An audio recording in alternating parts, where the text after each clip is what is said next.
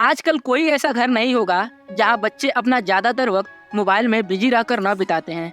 कभी वे गेम खेलते हैं तो कभी इंटरनेट की दुनिया में खोए रहते हैं। माँ बाप भी बच्चों की जिद के आगे झुक जाते हैं। लेकिन क्या आप जानते हैं कि बच्चों की यह हालत उन्हें अंधकार की तरफ ले जा रही है।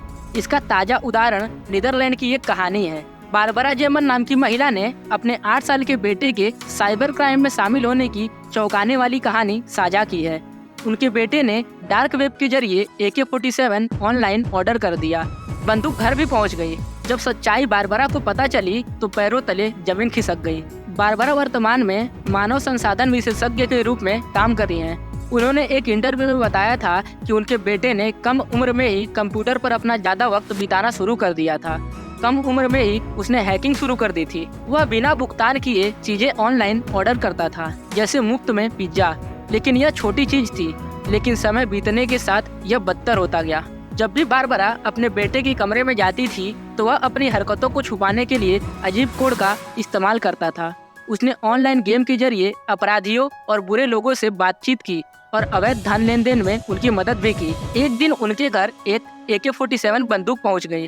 तभी बारबरा को बेटे की हरकत और बिगड़ी हुई स्थिति पता चल गई।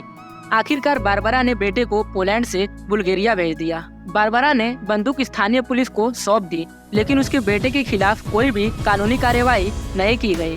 बारबरा ने बताया कि बेटे का व्यवहार बदल गया था। वह तनाव में रहता था, छोटी छोटी बातों पर चिड़चिड़ाने लगता था। चोरी छिपे पता किया तो मालूम हुआ वह रात भर जागकर इंटरनेशनल हैकरों के साथ मिलकर काम करता था। जब बारबरा ने कानून प्रवर्तन से सलाह मांगी तो उनकी चिंताओं को खारिज कर दिया गया।